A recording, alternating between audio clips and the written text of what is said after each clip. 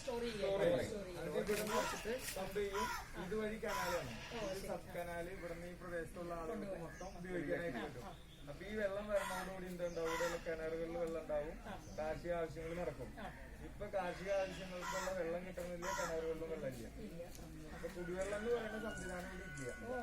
ഇതുവരെ ആയിട്ടും 15 വർഷമായിട്ട് കുടിവെള്ളത്തിനുള്ള സംവിധാനം അതിൽ കാണാൻ പറ്റിയില്ല. 50 ലക്ഷം രൂപ ഏകദേശം സർക്കാർ വിനിയോഗിച്ചിട്ടുണ്ട്.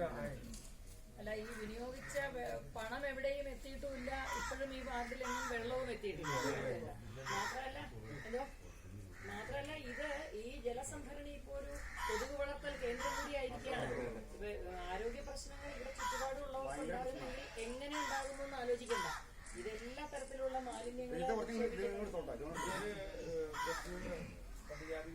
താമസിക്കുന്നവരാണ്. അതെ. അല്ല, നമ്മുടെ അന്ത്യോദയ പദ്ധതി എന്ന് പറയുന്നത് ഈ കാലങ്ങളായിട്ട് സാമൂഹ്യ പിന്നോക്കാവസ്ഥ അനുഭവിക്കുന്ന ജനങ്ങളുടെ ഉന്നമനമാണ് അന്ത്യോദയ പദ്ധതിയുടെ ഒരു ലക്ഷ്യം തന്നെ. മഹാത്മാഗാന്ധി വിഭാവനം ചെയ്തതും ശ്രീ നരേന്ദ്രമോദി വിഭാവനം ചെയ്യുന്നതും ഏറ്റവും ദുരിതം അനുഭവിക്കുന്ന സാമൂഹ്യ പിന്നാക്കാവസ്ഥ, സാമ്പത്തിക പിന്നാക്കാവസ്ഥ അനുഭവിക്കുന്ന ജനങ്ങളുടെ ഉയർച്ചയാണ്. അപ്പൊ മാത്രമേ ഇത് സ്വതന്ത്ര രാജ്യമാണ്, സ്വതന്ത്ര റിപ്പബ്ലിക് ആണെന്നൊക്കെ പറയുന്നതിൽ അർത്ഥമുള്ളൂ. അപ്പൊ അങ്ങനെയുള്ളവർക്ക് പ്രയോജനം കിട്ടുന്ന ഒരു സംവിധാനം ഇതേ രീതിയിലാകുന്നു എന്നുണ്ടെങ്കിൽ ഇവിടെ ഭരിച്ച MP-യും MLA യും വാർഡ് മെമ്പറും പഞ്ചായത്തും ഒക്കെ മറുപടി പറയേണ്ടതാണ്. ഈ ചോദ്യങ്ങൾ ചോദിക്കാനുള്ള ഒരു അവകാശം നമുക്കുണ്ടെങ്കിൽ ഉത്തരം പറയാനുള്ള ഉത്തരവാദിത്വം, ബാധ്യത അവർക്കുണ്ട്. പക്ഷെ അവർ പറയുന്നില്ല. അപ്പൊ അവരുത്തരം പറയുന്നില്ലെങ്കിൽ എന്താ ചെയ്യേണ്ട വിദ്യ? അവരെ കൊണ്ട് ഉത്തരം പറയിപ്പിക്കാൻ നമ്മൾ അധികാരത്തിലെത്തണം. നമ്മൾ അധികാരത്തിലെത്തി നമ്മൾ ഇതിനൊരു പരിഹാരം ഉണ്ടാവണം. അപ്പോൾ ഈ ഒരു ജലസംഭരണിയും കുടിവെള്ള പദ്ധതിയും പരിഹരിച്ചു കൊടുക്കും BJP അധികാരത്തിൽ വന്നാൽ, അല്ലെ? അത് ചെയ്തു കൊടുക്കണം. BJP ഈ പഞ്ചായത്തിൽ അധികാരത്തിൽ വരുന്നതോടെ നമുക്ക് ഈ പ്രശ്നം പരിഹരിച്ചു കൊടുക്കാൻ പറ്റണം. കുടിവെള്ളം എന്ന് പറയുന്നത് മനുഷ്യന്റെ അടിസ്ഥാന ആവശ്യമല്ലേ? ഇപ്പൊ 1 മണിക്കൂറാണ് രാവിലെ പമ്പിങ്, വൈകുന്നേരം 1 മണിക്കൂറാണ് പമ്പിങ് കൊടുക്കുന്നത്. അത് കുടിക്കാനായിട്ട് പറ്റില്ല, മറ്റുള്ള ആവശ്യങ്ങൾക്ക് മാത്രമേ സാധ്യതയുള്ളൂ. നമ്മളിവിടെ ഇത് BJP യുടെ ഭരണത്തിൽ വന്നു കഴിഞ്ഞാൽ നമ്മൾ ഉദ്ദേശിക്കുന്ന ആദ്യം കുടിവെള്ളം 24 മണിക്കൂറും ഡെപ്പോസിറ്റ് ഇല്ലാതെ ശുദ്ധമായ കുടിവെള്ളം കൊടുക്കാം. വാർഡിൽ അധികാരത്തിൽ വന്നാൽ അല്ലാതെ ആളുകളെ ബോധ്യപ്പെടുത്തണം എങ്ങനെയാണ് അല്ല. BJPയെ സംബന്ധിച്ച് ഈ വാഗ്ദാനങ്ങളൊന്നും പാഴ് വാഗ്ദാനങ്ങളല്ല. നമ്മൾ പറയുന്നതൊക്കെ ശരിയായ കാര്യങ്ങൾ തന്നെയാണ്.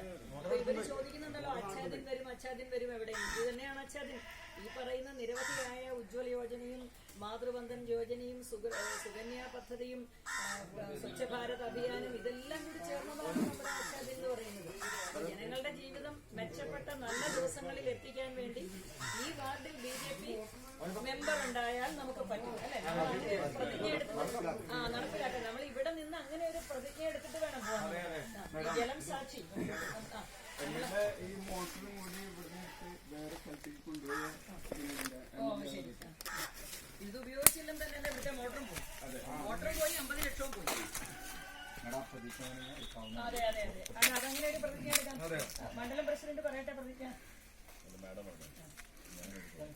അപ്പോ നമ്മള് ഭാരതീയ ജനതാ പാർട്ടിയുടെ ഈ വാർഡിലെ പ്രവർത്തകര് ഈ ഉപയോഗശൂന്യമായ ഈ ജലസംഭരണിയുടെ മുമ്പിൽ നിന്നുകൊണ്ട് നമ്മുടെ ചുറ്റുമുള്ള സാമൂഹ്യ പിന്നാക്കാവസ്ഥ അനുഭവിച്ച് കഷ്ടപ്പെടുന്ന ആളുകളെ സാക്ഷിയാക്കി അവർക്ക് വേണ്ടി നമ്മളൊരു പ്രതിജ്ഞ എടുക്കുകയാണ്. നമ്മുടെ പ്രതിജ്ഞ എന്ന് പറയുന്നത് ഈ വാർഡിൽ ഭാരതീയ ജനതാ പാർട്ടിക്ക്, ദേശീയ ജനാധിപത്യ സഖ്യത്തിന് ഒരു മെമ്പർ ഉണ്ടായാൽ, പഞ്ചായത്ത് തെരഞ്ഞെടുപ്പിൽ വിജയിച്ച ഈ വാർഡിൽ ഒരു മെമ്പർ ഉണ്ടായാൽ, കാലാകാലങ്ങളായിട്ട് 2 മുന്നണികളും അനാസ്ഥ കൊണ്ടും അവഗണന കൊണ്ടും നഷ്ടപ്പെടുത്തിയ കുടിവെള്ള ലഭ്യത എന്ന പ്രശ്നം പൂർണ്ണമായി പരിഹരിച്ച് ഈ വാർഡിലെ, ഈ ഭാഗത്തെ, ഈ പ്രദേശത്തെ ജനങ്ങൾക്ക് കുടിവെള്ള ലഭ്യത നമ്മൾ ഉറപ്പുവരുത്തുന്നതായിരിക്കും, അല്ലെ?